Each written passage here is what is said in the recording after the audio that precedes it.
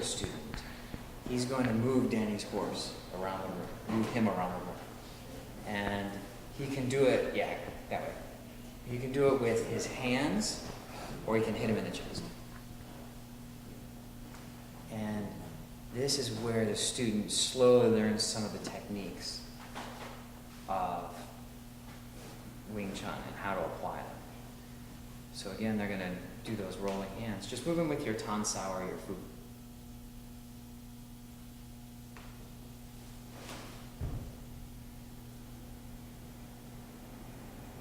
So Danny on the right here is trying not to move. So he's trying to sink down and let his weight just sink. And Rich has to either lift him up out of his horse or push his horse to move it. I think we should get tonight. Okay, sounds good.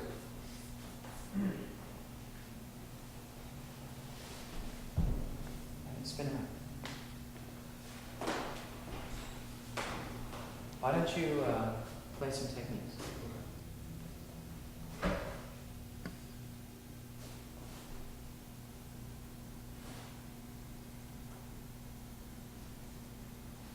So there are specific techniques for opening up that center line and then attacking along it. But again, this is a two-person exercise, it's just a drill. So the goal isn't necessarily to win, it's to study the technique and how it's used.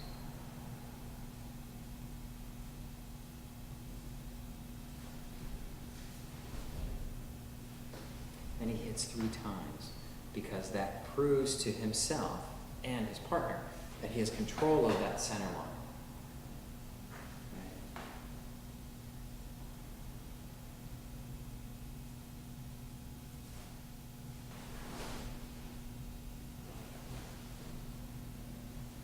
It also, for Danny, it teaches him to relax. When he gets hit, he doesn't tense up and bring his arms up really high. Because if he does that, the attack would go into his face. And in a fight, if you have tense arms or tense legs, then you can be controlled very easily like a lever. Just move back and forth.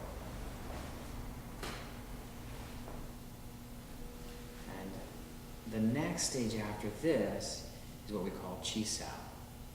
And that's where both people are trying to attack along center line or defend along center line. So that the elder doesn't matter.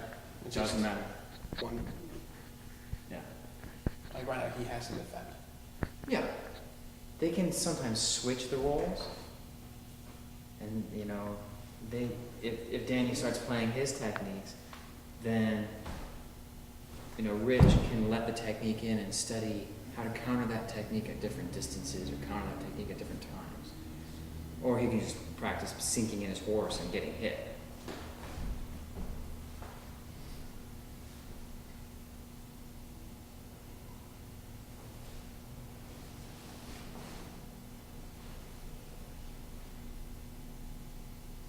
And this particularly is something we could do with our eyes closed. But it looks simple, but it's a little bit more complicated because you have to coordinate how you step, what both hands are doing at different times, in different ways, sometimes different directions.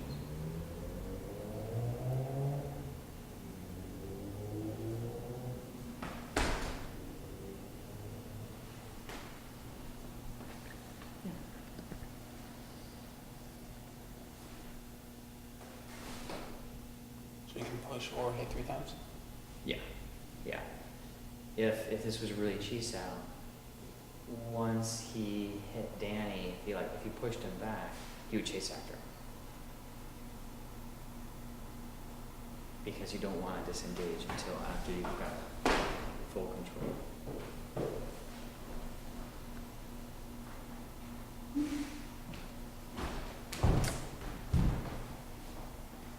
And the nice thing about hitting in the chest is you can hit it pretty hard.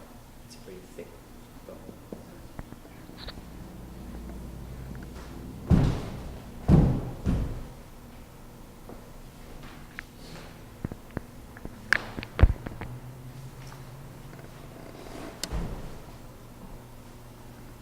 Awesome.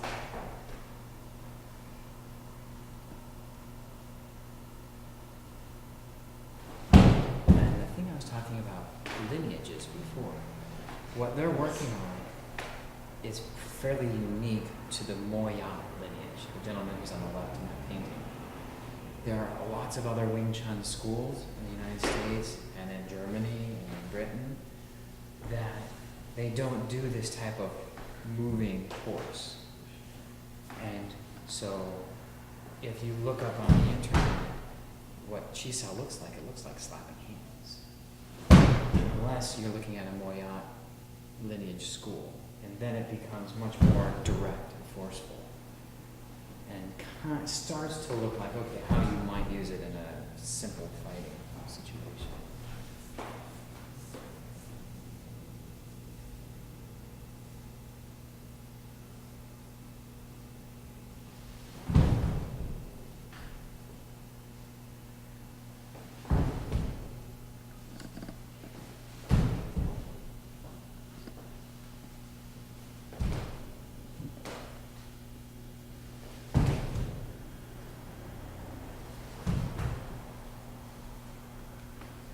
The other thing you notice is when they're hitting in the chest.